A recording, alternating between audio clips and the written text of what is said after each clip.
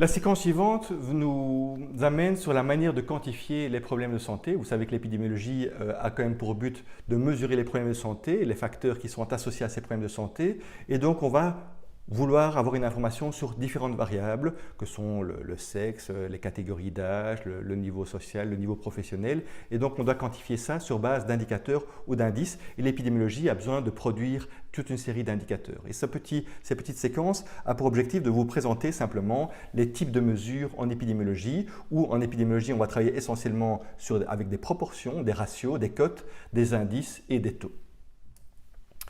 Alors, la proportion, vous la connaissez et vous l'utilisez très fréquemment sous forme de pourcentage, c'est-à-dire que dans une proportion, le numérateur est une part du dénominateur. On voit ici un échantillon de 1000 personnes, où nous avons 52 malades. La proportion est bien 52 sur 1000 personnes. Donc, le numérateur et le dénominateur sont de même nature et une proportion s'exprime sous forme d'un nombre compris entre 0 et 1 ou bien sous forme d'un pourcentage. Je vous donne l'exemple ici d'une population de 7500 enfants de moins de 5 ans.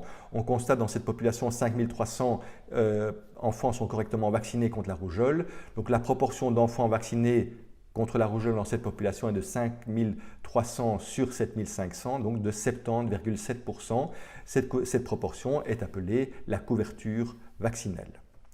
L'autre indicateur qu'on va utiliser en épidémiologie, c'est le ratio, c'est-à-dire c'est le rapport entre les effectifs de deux classes d'une même variable. Je prends l'exemple, dans une population de 100 individus, on observe 49 hommes et 51 femmes. Donc le ratio homme-femme, le sexe ratio, c'est 49 sur 51, donc il est égal à 0,96. Il y a 0,96 hommes pour une femme. Donc on le calcule de façon équivalente le rapport de fréquence des deux classes. Le numérateur et le dénominateur sont donc de même nature, mais ils s'excluent l'un de l'autre et un ratio s'exprime avec un nombre sans unité. Le troisième indice ou indicateur, c'est la cote. La cote, c'est le ratio de probabilité de survenue d'un événement sur la probabilité de non-survenue de cet événement. En fait, la cote, c'est ce qu'on utilise par exemple pour les paris sportifs, les paris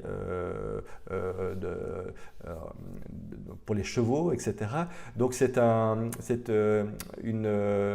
indice qui permet essentiellement, je dirais, de voir la cote, le risque des exposés par rapport au risque des non-exposés. Je prends l'exemple d'une épidémie de 75 cas d'une maladie. On a observé 53 cas ayant consommé un aliment et 22 cas qui n'ont pas consommé cet aliment. La cote d'exposition chez les cas, c'est bien 53 sur 22, donc 2,4 cas de personnes exposées à un aliment par rapport à un cas non exposé qui n'a pas consommé cet aliment. Donc elle s'exprime en nombre d'unités du numérateur pour une unité du dénominateur.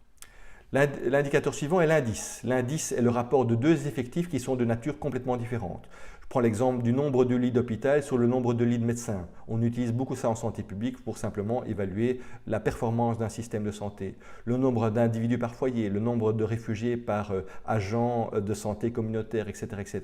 Donc on va l'utiliser surtout comme indicateur de fonctionnement, notamment en économie de la santé. Et le dernier indicateur, c'est le taux. Les taux qui vont être beaucoup utilisés en épidémiologie, taux d'incidence, taux de mortalité, c'est le seul indicateur qui prend en compte la notion de temps. Donc un taux mesure la probabilité de survenue d'un événement au cours du temps. Et donc au numérateur figurent des individus qui ont subi l'événement, qui sont souvent des nouveaux cas incidents, des nouveaux décès, par rapport à une période d'observation, et le dénominateur, on va figurer l'ensemble des individus qui sont à risque de subir cet événement pendant la période d'observation. Et donc on va beaucoup utiliser les taux parce qu'ils reflètent vraiment le risque, la probabilité de développer la maladie au moment où la maladie se déclare. Quel est mon risque d'être malade? On peut bien sûr le mesurer sur base d'un taux et d'un taux d'incidence essentiellement. Voilà, ce sont les principaux, je dirais, indicateurs en épidémiologie qu'on va maintenant contextualiser dans la réalité de l'épidémiologie descriptive et je vais vous montrer comment on mesure des taux de prévalence, des taux d'incidence et d'autres mesures de fréquence en épidémiologie.